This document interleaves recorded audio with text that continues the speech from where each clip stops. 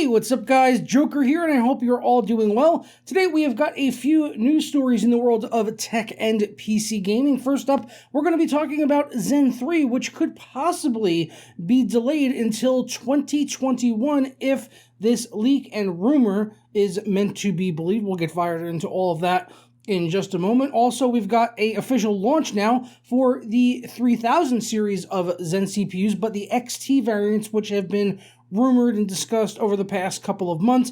It's now here, it's real, and they are going to be shipping very, very soon, so we'll talk about the specs on those. And also, EA announced Star Wars Squadrons, so we've got another Star Wars game for EA to potentially completely butcher. So we're going to get fired into all those topics, but first you have to watch an ad, and I have to sit here and drink my watermelon Perrier. Oh. Did you just finish building a sweet gaming rig only to have this happen to you? Not to worry, because your CD Key has you covered with Windows 10 Pro licenses for under $18. And if you head over there right now, you could save 20% off with my code JPD20 at checkout. You'll receive your key within seconds, and then just click the start button and type activate to find the Windows activation screen, and all you gotta do then is paste your code in. For more info as well as that coupon code, be sure to check out the links down in the description below. So first up, let's talk about AMD possibly postponing the Zen 3 or 4000 series Ryzen CPUs, which we've been expecting to come out sometimes towards the end of this year, and also the new Navi GPUs, which I believe everything is still on track with that. Honestly, I think, Navi 2 or Big Navi, as the internet has taken to calling it, is kind of the more interesting launch happening this year, although Zen 3 is definitely going to be pretty cool to see, as well as we're expecting to see some decent gains there, and also the competition with Intel, who not really done anything exciting in, well, probably 5 years or so. They really just haven't done anything, and according to DigiTimes, the source of this rumor saying that Zen 3 will be postponed, they are saying that the reason that it will be postponed until next year is precisely because of that, because Intel is doing absolutely fuck all, and there is very weak competition in the marketplace. Even though Intel is stronger in terms of single core performance and they're faster in gaming and all of that, they just aren't innovating really. They're not doing anything impressive. They're not winning at the price to performance. They're just not really doing anything there. So it does make sense in a way, based on DigiTimes' argument there, as to why AMD would delay releasing these processors, although I'm not 100% sure if they actually will. Again, this is like literally just coming from DigiTimes, and they obviously, I guess they have their sources saying that it's going to be delayed until 2021, but as far as the reasoning behind it and it being delayed because of weak competition, that is just conjecture on their part, even though it does, make a lot of sense that they don't have a lot of competition right now. And AMD, when it comes to the CPU space, they're absolutely crushing it in terms of price to performance and everything, that goes along with that. They don't really have a ton of competition from Intel, who are still trying to get down to 10 nanometer, and, we'll probably see some pretty big gains there, and I'm sure in the coming years, we'll see some interesting competition in that space, but right now, there just really isn't a whole lot. And honestly, AMD, they don't need to release Zen 3 to best Intel right now. I feel like if you're going out right now and you're building a system, unless you are absolutely chasing the most frames per second possible, no matter what, there's really not a whole lot of reason to consider an Intel processor. It's a very enthusiast CPU right now, and when it comes to the mid-range, I think Zen or Ryzen just makes a lot more sense for people, especially if they're on a budget and they're just trying to build a system and get the most out of the budget that they have, whether it be $1,000 or even $1,500. It just makes more sense to go with a Zen CPU, save yourself some money on that, get a cheaper, more affordable motherboard, and then take the money that you did save and put it into your graphics card instead, because you're going to get a very comparable experience in terms of the actual CPU. So whether or not this is true, it just remains to be seen. We really just do not know at this time. We don't have enough information. This is only one publication saying this, DigiTimes, as I mentioned, who have been reliable in the past, but, they're saying it could be delayed, and they're saying it's because of lack of competition from Intel, which, sounds believable on paper, but we'll just have to wait and see, as I said, what happens, and maybe they'll announce them at CES 2021. That would, make the most sense as a place for them to go ahead and announce these processors. And also, with everything else going on in the world, there could be other things going on behind the scenes as to why these processors would get delayed as well. So, we'll just have to wait and see on that. Next up, we actually do have an official announcement from AMD on the 3000 XT series of processors, which they're doing for reasons I don't really understand. This launch ever since I started hearing the first rumors of it back in, I believe it was March or maybe early April on these XT CPUs. I didn't really understand the reason behind why these were coming out. They aren't particularly exciting. It's pretty much just a refresh of the lineup with a very slight uptick in terms of frequency. The prices are, the same as what the 3000 series launched at.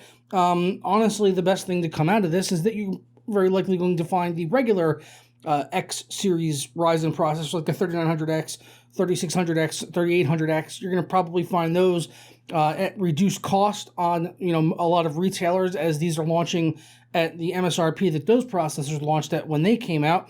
So we've got 3 new CPUs now from AMD, which are going to be slightly better in terms of out-of-the-box performance. So we've got the Ryzen 9 3900 XT, the Ryzen 7 3800 XT, and then the Ryzen 5 3600 XT. So 12, 8, and 6 core CPUs respectively. As you can see on this chart here, the prices are basically, what those other CPUs launched at when they came out, maybe a little bit more on some of them, but really not much is changing here. The base clocks are identical. The TDPs are all the same as well. The only difference is the maxed boost clock on these CPUs, and for the Ryzen 9 and Ryzen 5 CPUs, we're only seeing a 100 megahertz uptick there on the maximum boost clock, while the 3800 XT is getting an additional 200 megahertz on the boost clock there, going from 4.5 gigahertz up to 4.7. The 3900X goes from 4.6 up to 4.7,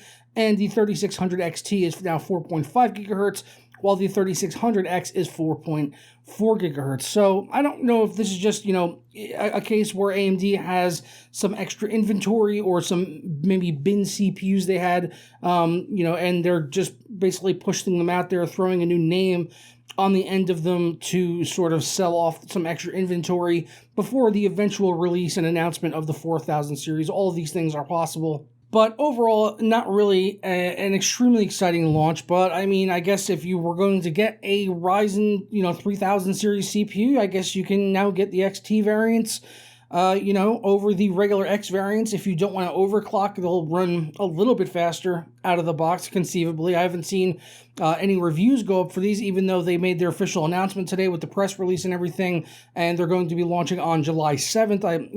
Like I said, I haven't seen any reviews.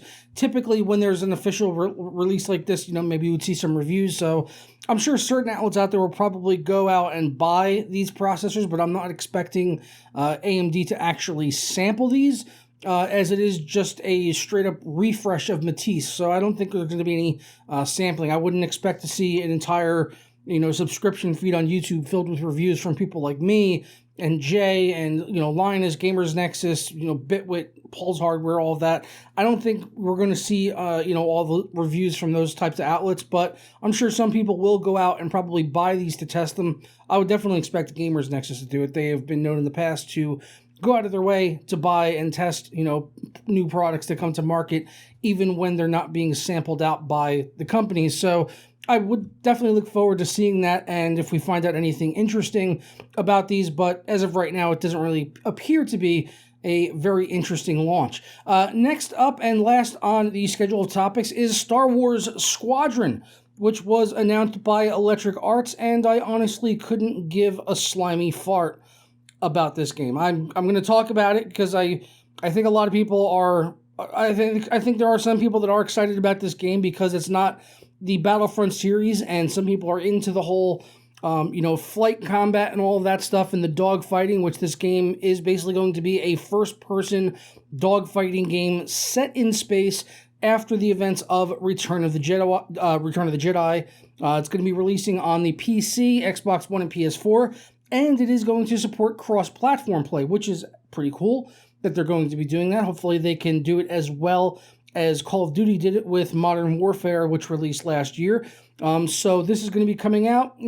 Right now all we have is the CGI trailer, which you're seeing playing in the background, but we are expected to see more gameplay of it on the 18th, on Thursday. So just 2 days away from now, we will be getting more gameplay. And also interesting about Star Wars Squadrons is that it's going to be releasing on Steam, Origin, and Epic Games all at the same time on October 2nd. So we've only got a few months to go before this game comes out, if you are interested in this game coming out. But honestly, as I said, I really don't care about it because Electronic Arts. And if Electronic Arts has done anything in the past, it's that they have proven that they cannot be trusted with the Star Wars license, and they will use it to milk fans for every dollar that they possibly can. And even though this is going to have a single player as well as a multiplayer component, I just probably won't be interested in it, strictly on the basis of the fact it comes from EA, unless I hear some absolutely remarkable things about this game when it comes out. And if there are some improvements to flight controls from Battlefront, because I'm honestly, let me know down in the comments below what you think about this. But when it comes to the flight controls in Battlefront 1 and Battlefront 2, I think they are the absolute worst flight controls in the history of gaming. I do not get the flying mechanics in those games at all. And, those games were made by DICE with assistance from, companies like Criterion and stuff. But the flying in those games is just dreadful. And I am actually pretty decent at flying in games, even previous DICE games like Battlefield 3, Battlefield 4, when it came to flying jets and helicopters. I can definitely hold my own in those games and fly very well with a mouse and keyboard. But when it came to Battlefront, I don't get it. I do not get the flying mechanics in that game at all. I feel like I can't even steer those planes or whatever you want to call them, ships, in any way whatsoever. So the fact that they're going to be focusing an entire game on the Star Wars, and flying around, if they're the same flying mechanics, I will not put more than 5 seconds of my life into this game. And even though it's being developed by a different studio, Motive Studios, who previously does not have really any of their own games coming out, they're a pretty new studio. I was looking into them leading up to this video. It seems like they're mostly comprised of some former executives from Ubisoft, and then they were also merged in with a large part of the BioWare Montreal studio, which was responsible for the highly acclaimed Mass Effect Andromeda, that complete pile of shit. So my confidence is pretty low when it comes to Star Wars Squadrons. We've only got a CGI trailer for now. I want to see some gameplay. I want to hear more about it, but I'm just not excited about this game in the slightest because EA's behind it. I'm sure they're going to do some dodgy things when it comes to trying to monetize the multiplayer part of the game. We're getting a fairly inexperienced studio who in the past have only worked on Star Wars Battlefront 2, and even then they were only in sort of an assisting role along with Criterion, who were helping out DICE. So they really haven't released any of their own games yet, which could be a good thing, could be a bad thing. Maybe they're going to surprise us. Maybe this game is going to come out and be an absolute banger. If you can, go for it. Fix the flight controls, though, because the flight controls in Battlefront are complete and utter dog shit, which is fitting as this is a first-person space dogfighting game. Now, we did get the official system requirements for this game released out as well, so I'll quickly go over those here. It says for the minimum requirements, they are suggesting a Ryzen 3 1300X or an Intel i5 7600, 8 gigabytes of system memory. And on the GPU side, they're saying an AMD 7850 or a GTX 660, and you need DirectX 11 support. There's no mention in the requirements here at all for DirectX 12, which I did find interesting, as this is being built on the Frostbite engine, but I'm not. On Wikipedia, it literally just said Frostbite, so I'm not sure if, does that mean the old Frostbite engine or the new Frostbite engine? I mean, there's Frostbite 2, obviously, but it only mentioned Frostbite. So if they're actually using the old engine, that could be interesting. But, you know, we just haven't heard anything else more on that really yet. The only thing I saw about the engine being used was on Wikipedia. So it's possible that that could just need to be updated. When it comes to the recommended requirements for the non-VR, because this game is supposed to support VR day one on the PC as well as the PS4. So for recommended non-VR requirements, they say the Ryzen 3 3200 or an i7 7700 from Intel, 16 gigabytes of system memory, an RX 480 or equivalent graphics card from AMD, and on NVIDIA's side, a GTX 1060. And when it comes to the VR requirements, not really a whole lot is changing here in terms of the specs, but the CPU stay the same, the system memory stays the same, although for the graphics card, they are recommending an RX 570 for AMD or a GTX 1070 for NVIDIA, so a little bit higher end of a card there for NVIDIA and AMD, if you're wanting to take advantage of the VR aspect of this game, which could actually, you know, kind of be one of the selling points. That could be one of the best features of, you know, Star Wars Squadrons, even though I'm not really interested in playing it all that much. VR could be a reason to maybe dive into it, as I have found that when it comes to VR headsets, one of the best selling features for them really is playing flying games and stuff like that. I've tried it out at an event a while ago for Eve. It was Eve Valkyrie, and I thought flying around in that was such a game changer compared to, you know, sitting at your desk staring at a monitor. Having a VR headset where you can look up and around you and all of that stuff made a world of difference in terms of flying. So I think with something like Star Wars Squadrons, I think a VR headset makes a lot of sense and probably going to be one of the better VR titles if it comes out and it's actually, you know, a good game, which with EA at the helm can really be hit or miss, and they could end up trying to screw people over with tons of loot boxes. But we'll have to wait and see on that. I'm going to go ahead and get on out of here, guys. I hope you all have a good day. If you want links to any of the sources and stuff, that'll all be down in the description below. As always, I'm going to get out of here, though, and I'll see you tomorrow for the next one. It's all right.